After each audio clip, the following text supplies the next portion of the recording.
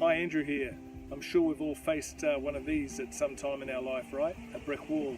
You may even be facing one right now.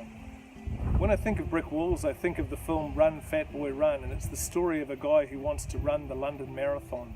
And a friend of his gives him this advice. He says, when you run a marathon, at some stage or another, you do not know when it will happen, but you will hit the wall. And at that point, it will be your choice whether you stay stuck on this side of the wall or are able to break through it.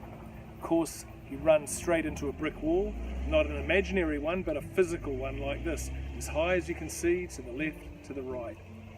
He goes up to the wall and he touches a brick, pushes it through, and he is able to look through to the other side of the wall. And who does he see?